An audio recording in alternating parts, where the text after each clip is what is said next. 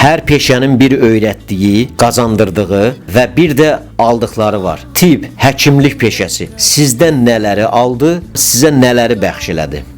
Məsələyə biraz yenə dediyimiz kimi peşəkar mütəxəssis olaraq öz tibbi yanaşacağam, sosial, emosional deyil. Həkimlik bizdən nəyi aldı, nəyi verdi? Həkimlik bizdən belə deyək də, həkimlik üçün dəyərli zamanımızı aldı, həkim olmaq üçün olan zamanımızı aldı və bizə nəyi verdi? Həkim olmağı nəsib elədi.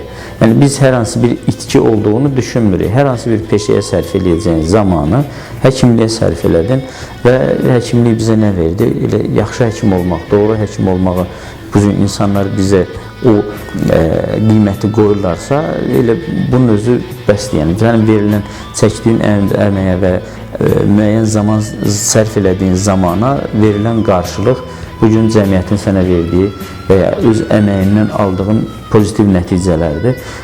Başqa bir şey demərəm, çünki hər bir peşə sahibi insan müəyyən zaman sərf eləyir bir sənətə yiyələnmək üçün. O yiyələndikdən sonra o sənətdən gözləntisi olur. Maddi, mənəvi, fiziki və bəşəri deyə bilərik. Biz zaman xərcləmişik və o zamanın faydalı olduğunu, faydalı xərclədiyimizi düşünürük, sərf elədiyimizi düşünürük. Buna görə də nəticə də buna müvafiqdir. Yəni, gözlənilməz bir şey yoxdur və ya mən hər hansı bir itki olaraq görmürəm bunu. Doğru yatırım, zamanını doğru qiymətləndirmə, doğru zaman yatırımı və bu zamanın qarşılığında aldığın belə deyək də nəticələr pozitiv, üz güldürən nəticələr.